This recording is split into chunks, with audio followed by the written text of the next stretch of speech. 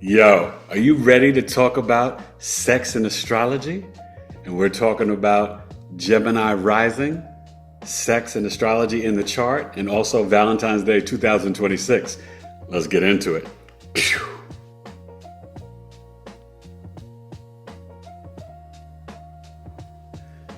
Hey, what's up, everybody? It's Eric Taylor, BigEAstro, with my new series on sex in astrology.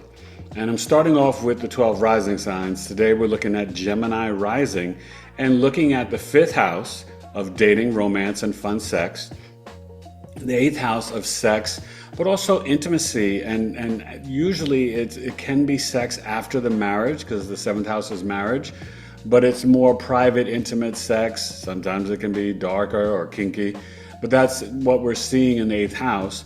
And then the 12th house, which is actually the bedroom for bed pleasure, sleeping, and sex. Okay? Then we'll look at Valentine's Day 2026, actually for you, Gemini risings, and how the energy, with Venus and Pisces, the moon in Capricorn, how that plays out for you based on that. In other series, I'll be looking at the planets. For sex and astrology, we focus more on Venus, Mars, Lilith, Pluto, Moon, stuff like that. But we're focusing on the ascendants and Gemini today. So the chart ruler being Mercury. And this is, an overall generalization of how the energies, we're not looking at the planets, we're just looking at those 5th, 8th, and 12th houses in general for you, because I'm going to create a service where you can book a personal reading based on your planetary placements and those houses and how your sex life may play out for you. Okay, so it's going to be a good service. I'm working on it now. I'll be announcing it shortly. So Gemini risings, let's bring up the chart and talk about you, because you're one thing I will say, you're going to go through a lot this year because Uranus is coming. As I film this in 2026, Uranus will be there to 2033, but really 2034 because it goes to Cancer, retrogrades back. But it will be on your ascendant. Right now it's still in Taurus as I'm recording, and same thing for Valentine's Day. But this will affect you going forward. Even though this video is something that's forever, I just want you to know that Uranus coming in your ascendant will affect kind of your thought process, tapping into the spiritual higher realms, those downloads. All right, Gemini rising. So let's talk about sex and astrology for you and see what's going on with those houses. Biggie astrology. Pew.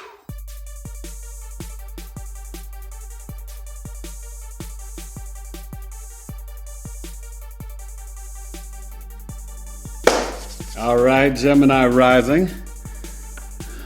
We start off looking at your first house. And, one thing you always want to keep an eye out on is the chart ruler. Okay? Now, this chart, it happens to be here in the 10th house of Pisces. We'll focus more on that for the actual Valentine's Day of February 14th, which is the chart we're looking at in 2026. But just in general, I just want you guys to know that you always want to indicate or locate your chart ruler, and that tells you where major themes can come out for you. But this chart, we're just doing the generalization, so you're not looking at any planetary alignments. What you're looking at is the 5th house of dating, romance, fun, sex, right? And that's in Libra. Okay, so yeah, this is high school, college years, but the house is just the chart loops around. So we're also getting into 5, 6, 7, 28 years old, 40 years old, 52 years old, 64 years old. So you could still be dating, having romance and fun sex, all these different ages. Okay, with the 5th house being Libra, Spica is always there for you, right? Other things can come in, but basically this really speaks to you wanting to be romantic, be harmonious and peaceful. Gemini risings want to have this air of like, let's socialize and let's go out on dates, let's see things, let's go to plays and concerts, let's have that romance, walk in the parks. Okay, so that's really important for you, Gemini risings, and you need to request that from your partner and communicate that, whether you're male or female. You can't be shy. You're the messenger. And so that's important for you to really understand that you want sort of like an equal give and take. You want balance in a dating romantic relationship, but you also want to dress up a little, right? The fellas may want to put on, the fly clothes or maybe the suit and tie. The ladies, maybe go out on the town, a nice dress, dangling earrings, or just going to concerts and plays in the theater. So just be mindful. If you're a Gemini rising or you're dating a Gemini rising, how they, want that romance, right? And it's definitely, they can be into couples nights, or maybe they have a sibling and you do a double date. That can be a big thing for a Gemini rising. Okay, so obviously Sagittarius is the ninth house and Lilith is here, but we're not focused on that so much, but it is relationships, business partnerships, and marriage. What we're really focusing on is the eighth house, okay? And so the eighth house for the Gemini rising, we're, getting into Capricorn, okay? So with Capricorn, you could have Capricorn sun, moon risings be sexually or physically attracted to you. The eighth house there, this could be where, you don't want to get into like sex with somebody from work, or just always, connecting with older women or older men, but you want someone that is disciplined, that is thinking about legacy, that's hardworking. Okay, because this would be your resources of your partner, but it's also sex. Now, Capricorn, you can get into a little bit of darker sex too. Some bondage is ruled by Saturn, but just the intensity too. Remember, Capricorns work hard, then play hard. So here is where you could play hard, Gemini risings, and your partner could bring in that energy in terms of sex and intimacy. All right. So that's always important to look at as well. When you're kind of breaking down the eighth house. And obviously, if we're doing a personal reading, we'll see what planets you have there in your Capricorn house. And then the 12th house, Taurus.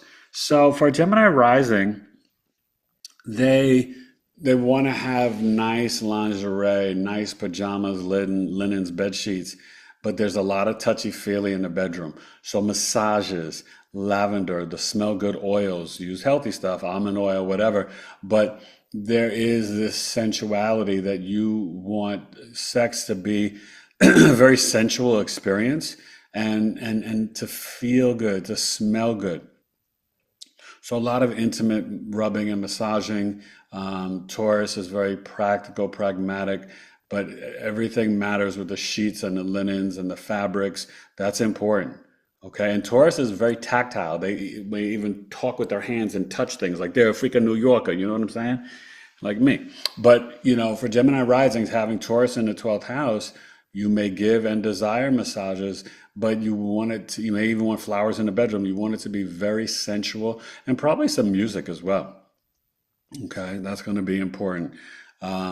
So now let's kind of pull back out and look at February 14th, 2026, which is what we're focused on this year for Valentine's Day. So we mentioned the chart ruler and, the Mercury, being in Pisces. So there could be a lot of communications at work or after work on Valentine's Day, Venus there, planning to get picked up at work or meet your date partner after work or go out with people from work. Okay. But focusing on the fifth house, and the Libra, yeah, it could just be, like I said, double date, going out, but there's nothing really here that indicates that, you couldn't have a harmonious and peaceful Valentine's Day. And you may feel like you kind of want some sort of partnership, but if you're single, there's nothing wrong with that. Take yourself out, or go hang out with the fellas, or go hang out with the girlfriends, or whatever you're thinking of doing. And, there's some people who don't get caught up in the holiday at all. I just figured I'd want to talk about it because a lot of people do care about the holiday. So obviously that Sag 7th house, not so relevant because we're just talking about Valentine's Day. But you always want somebody that brings you some adventure and freedom and expanded consciousness and, good conversations. So now this is interesting. The 8th house for you, Gemini risings on Valentine's Day, you got the Capricorn moon, Juno. Okay. So this is interesting because the moon is your body, your health, your intuition. So there can definitely be some sort of like, you definitely want to explore and have your body explored, and it may be with a Capricorn, Sun, Moon, Rising. But I think that there's this with the Juno there. There's a hint of intimacy. You would prefer to be in a sexual connection with someone that you're committed with this Valentine's, because it's Juno and the moon there. Okay. So just think about that maybe you don't get into that sexual situation if there's not a commitment there. It may not feel right. Okay. But, this could definitely, be some intense intimacy though. I will say that. Okay. Because the Capricorn moon is like, it's like work hard, play hard, but they're going to put in the hard work when they're playing. Okay. Now, when you're looking at the 12th house with Taurus, Uranus is here. I told you Venus is in Pisces. So for everybody, it's like some sweet, pure, compassionate, empathetic love. But with the part of fortune and Uranus and Taurus in the 12th house, the one thing that could be happening is that it may be unexpected. Like you're like, oh, I'm not planning on doing anything. And then you meet somebody and then maybe there's like a hookup because they said the right words, or there's something spiritual that happens, right? Where it's like, whoa, this was like some unexpected high consciousness, spiritual, sexual connection. Uranus is unexpected. It's from the higher realms. Maybe you even dream, maybe you don't meet up with anybody. Maybe you dream about a partner on Valentine's Day, or maybe you manifest a partner you desire. Okay. If you're single and you're really not doing anything, that Uranus Taurus, while it's there, and it's went direct February 10th or February 4th, March 10th, Jupiter goes direct. So this could be where you are literally, in a dream book or a journal, manifesting the character traits. I teach this in my relationship coaching program. I hope you guys don't forget, I'm not just a professional intuitive astrologer, I'm also a relationship coach, and I've helped multiple couples save their marriage, get married, all types of things. So not just with my love charts and synastry compatibility, but also my relationship coaching program, Elevate to Love. So that's pretty interesting, the Uranus Gemini. So just tune into that. And I would say that overall, this is going to be a nice Valentine's Day, whether you're single or, coupled up. But just remember, for you, you're looking at the Libra, Capricorn, and Taurus. When it comes to those energies for sex, it doesn't mean that those are the only signs that you can connect with. When we're looking at your personal chart, and when I set up this reading, I'll be looking at your Juno, your Venus, Mars, the Lilith and Pluto, and maybe the moon a little bit as well, because that's sort of telling your sexual story along with the 5th, 8th, and 12th house. Okay, but this is just a general energy for Gemini risings with the 5th, 8th, and 12th house in terms of your sex life. All right, so just remember, Mars is the sex drive for a man. And for a woman, Mars is the type of man you may be sexually attracted to. Venus is the love language, love style. The Juno is the commitment in the relationships. The Jupiter is the husband. The Venus is the wife. But the Lilith is like that intense sexual energy, the pheromones and hormones that we get attracted to. And the Pluto is like that, secret, powerful connection and sex. All right. But it's magnetic energy. All right. So I hope this helps you, Gemini risings, for sex in the chart, and also specifically for Valentine's Day 2026. Eric Taylor, BigEAstro, Sex and Astrology. Pew.